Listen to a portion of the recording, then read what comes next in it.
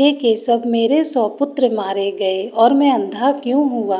मेरे पूर्व जन्म का क्या पाप है? धृतराष्ट्र अंधे थे, लेकिन जब उन्हें यह पता चला कि गांधारी को 100 संतानों को जन्म देने का आशीष है, तो अंधेपन का दुख मिट गया था। धृतराष्ट्र के 100 पुत्र और एक पुत्री हुई। कुरुक्षेत्र में उनके 100 पुत्र मारे गए थे। एक पिता के लिए इससे बड़ी दुख की बात क्या होगी कि उसे 100 पुत्रों का शोक मनाना पड़े। भगवान श्री कृष्ण ने गीता का जो संदेश दिया था, उसे अर्जुन के अतिरिक्त संजय और धृतराष्ट्र ने भी सुना था। उसमें भगवान श्री कृष्ण ने कहा था कि सब कुछ पूर्व निर्धारित है, सबको उनके पूर्व के कर्मों का दंड भोगना होगा। धृतराष्ट्र को वह बात स्मरण थी। दुर्योधन और दुशासन मुख्य रूप से पांडवों और द्रौपदी के दोषी थे, पर सभी पुत्रों की तो कोई भूमिका नहीं थी। वह क्यों मारे गए? यह प्रश्न धृतराष्ट्र को बहुत परेशान करता था। महाभारत युद्ध समाप्त होने पर धृतराष्ट्र ने भगवान श्री कृष्ण से पूछा, मैं अंधा पैदा हुआ, मेरे 100 पुत्र मारे गए। भगवान, मैंने ऐसा कौन सा पाप किया है जिसका दंड यह मुझे मिल रहा है? आपने अर्जुन से कहा था कि जो हो रहा है वह कर्मों का दंड है। मेरे अंधे होने और 100 पुत्रों के मारे जाने के पीछे क्या कारण है? कृपया करके मुझे यह बताएं। अपने पुत्रों को खोने की पीड़ा से उबरने में यह काम आएगा।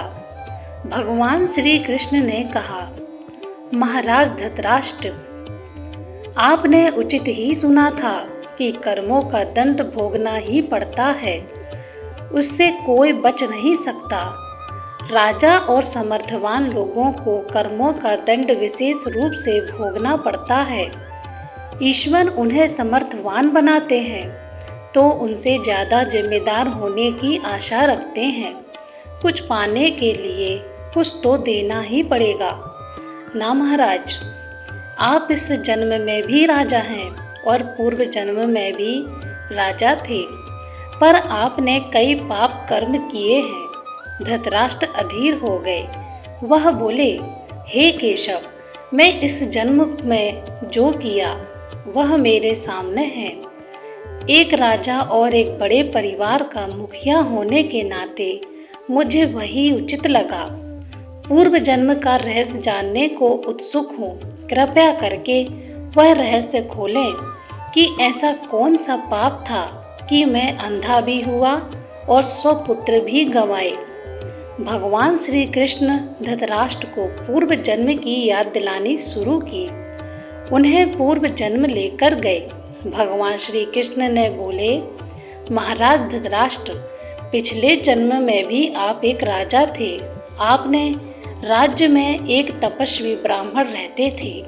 ब्राह्मण के पास हंसों का एक जोड़ा था, जिसके 4 बच्चे थे। ब्राह्मण को अपने हंसों से अपनी संतान के जैसे लगाव था। ब्राह्मण को तीर्थ यात्रा पर जाना था, लेकिन हंसों की चिंता में वह नहीं जा पा रहा था। उसने अपनी चिंता एक साधु को बताई। साधु ने कहा, तीर्थ में हंसों को बाधक बनाकर हंसों का अगला जन्म खराब क्यों करते हो? राजा प्रजा पालक होता है। तुम और तुम्हारे हंस दोनों उनकी प्रजा हो। हंसों को राजा के संरक्षण में रखकर तीर्थ को जाओ। आप एक प्रजा पालक राजा थे, इसलिए ब्राह्मण को यह बात अच्छी लगी। वह आपके पास आया और अपनी सारी परेशानी सुनाई। आपने ब्राह्मण के तीर्थ से लौट आने तक हंसों की रक्षा का दायित्व स्वीकार किया। ब्राह्मण हंस और उसके बच्चों को आपके पास रखकर तीर्थ यात्रा को गए। हंस आपके महल के तालाब में ही पलने लगे। आपको एक दिन मांस खाने की तीव्र इच्छा हुई। आप उस समय अपने महल के बगीचे में घूम रहे थे। आपकी नज़र हंसों पर पड़ गई। आपने सोचा, सभी जीवों का मांस खाया है, पर हंस का मांस आज तक नहीं खाया। इसका स्वाद आखिर कैसा होता होगा? आप इसी विषय पर सोचते रहे और हंस का मांस खाने की इच्छा तीव्र होती चली गई। यह इच्छा अब पराकाष्ठा पर पहुंच गई और आपको उसे रोक ना पाई। आपने हंस के 2 बच्चे भून कर खा लिए। उसका स्वाद आपकी जीभ को लग गया। हंस के एक एक करके 100 बच्चे हुए। आप सबको खाते चले गए। अंततः हंस संतानहीन होकर दुख में मर गया। कई साल बाद वह ब्राह्मण तीर्थ यात्रा से लौटा और आपके पास आया। उसने आपसे अपने हंसों के बारे में पूछा। हंस तो आपके लालच की बलि चढ़ चुके थे। प्रजापालक राजा यह कैसे कहता कि उसने अपनी प्रजा की संपत्ति को चुपके से लूट ली। इसलिए आपने ब्राह्मण से कह दिया कि हंस बीमार होकर मर गए। ब्राह्मण आप पर पूरा भरोसा करता था। उसने आपकी बात मान ली और विलाप करते हुए घर चले गए। महाराज, भ्रष्टाचार में हंस के बच्चों को खाकर और फिर झूठ बोलकर एक साथ कई अपराध किए आपने। तीर्थ यात्रा पर गए ब्राह्मण के साथ विश्वासघात किया, जिसे आप पर इतना विश्वास किया था। आपने प्रजा की धरोहर में डाका डालकर राजधर्म भी नहीं निभाया। कर्मों का आपको दंड मिला है। जैसे आपने जिव्या के लालच में हंस के 100 बच्चे मारे, वैसे ही आपके 100 पुत्र लालच में पड़कर मारे गए। उन सब की जिव्या भी आवश्यकता से अधिक और उद्दंड थी। जिसने आप पर आंख मूंद कर भरोसा किया, उस तीर्थ यात्री से आपने झूठ बोला और राजधर्म का पालन नहीं किया। कोई आंख मूंद कर कोई विश्वास करे तो उसका विश्वास कभी नहीं तोड़ना चाहिए।